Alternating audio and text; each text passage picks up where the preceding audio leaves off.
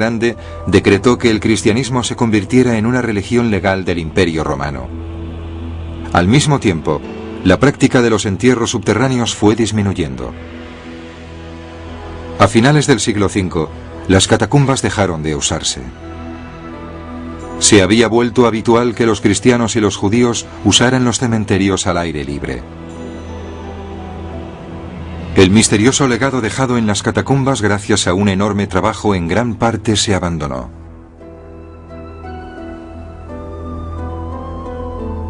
Las razones por las que se abandonaron las catacumbas son casi tan misteriosas como las que llevaron a que se construyeran.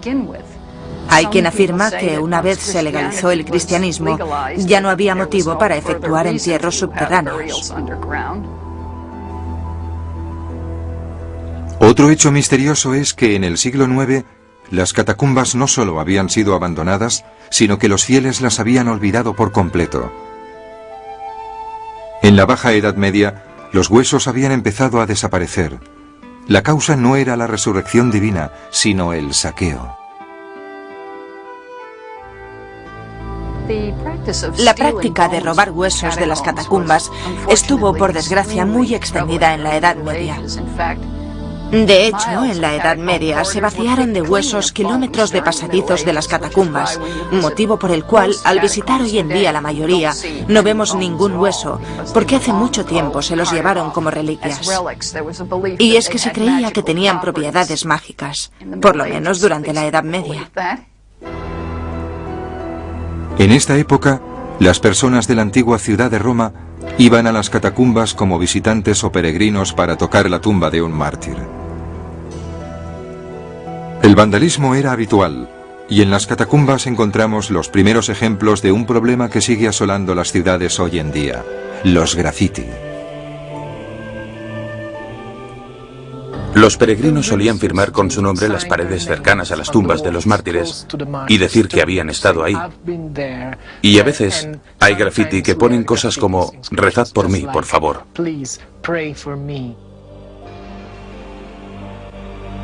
Durante la Edad Media, visitaron las catacumbas tanto personas bien consideradas como conflictivas, pero no se valoraría su indiscutible alcance como cápsula del tiempo y como ventana al pasado hasta su redescubrimiento.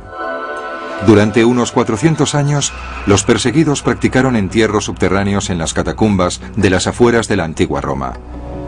Debido a su creencia en la resurrección y a su aversión a la incineración, estos primeros cristianos no tuvieron otra alternativa. Cuando por fin se legalizó su situación, el destino de las catacumbas quedó sellado. Como ya no eran necesarias, las catacumbas cayeron en el olvido durante casi 10 siglos. Una de las razones de que se olvidaran las catacumbas es porque están situadas bajo tierra. No hay nada evidente que indique dónde está una catacumba. De hecho, el descubrimiento de algunas de ellas fue puramente fortuito.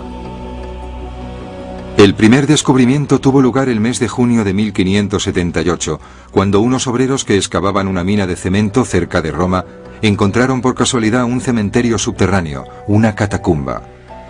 Eso estimuló a uno de los investigadores más laboriosos de la época.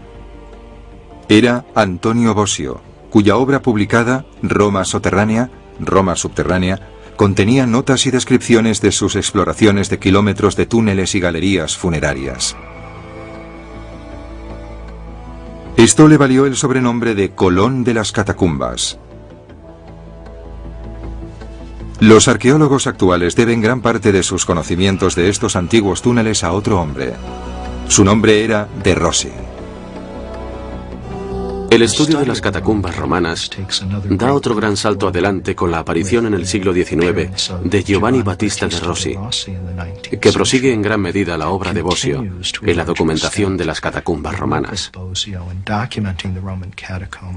Pero también intenta darle un nuevo enfoque científico. Giovanni Battista de Rossi, abogado de formación, sería el primero en proporcionar mapas detallados de las catacumbas a los arqueólogos actuales. También proporcionaría a los historiadores catálogos de los objetos que descubrió durante sus años de exploración.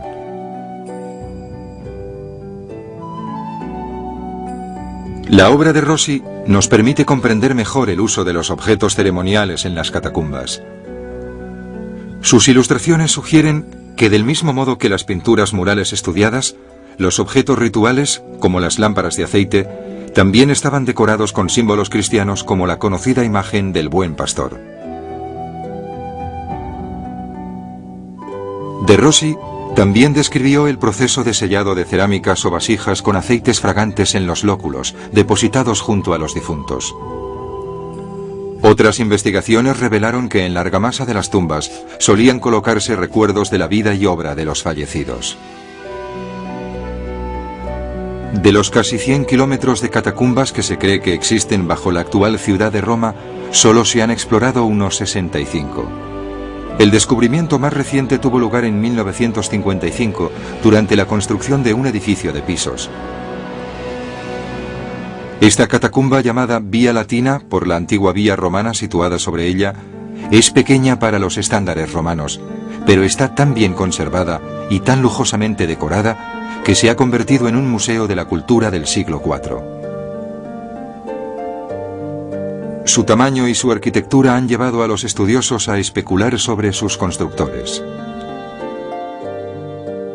La catacumba consta de dos pasadizos principales que conectan una serie de cámaras con formas arquitectónicas muy diversas: hexagonal, cuadrada, rectangular, redonda, elíptica, y pintadas con temas tanto cristianos como no cristianos. Puede que se tratara de una iniciativa privada organizada por una familia o por un grupo de familias para su uso particular, y representa sus inquietudes particulares. Pero, ¿quién era esta gente? Las pinturas murales de Vía Latina son reveladoras. Estos fragmentos de una cultura antigua nos muestran las creencias de una época remota más sencilla. Observar estas paredes es contemplar el pasado. Esta imagen de Vía Latina permite a los observadores comprender qué podría haber enseñado un médico del siglo IV a sus alumnos. Se ha bautizado como la lección de anatomía. Mientras el médico, vestido con una clámide, señala un cadáver, él y sus alumnos alzan la vista como si observaran el alma que se va en lugar del cuerpo sin vida.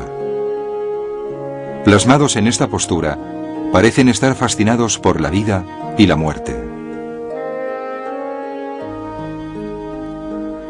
A lo largo de la historia humana, la muerte ha fascinado a la gente, que la ha aceptado de diversas formas, y las catacumbas romanas la aceptan de un modo muy distinto a cómo la aceptamos hoy en día. Los primeros cristianos parecían recibir la muerte con cierta alegría y con la expectativa de la vida en el más allá, con una inmediatez a su fe que no encontramos demasiado a menudo en la actualidad.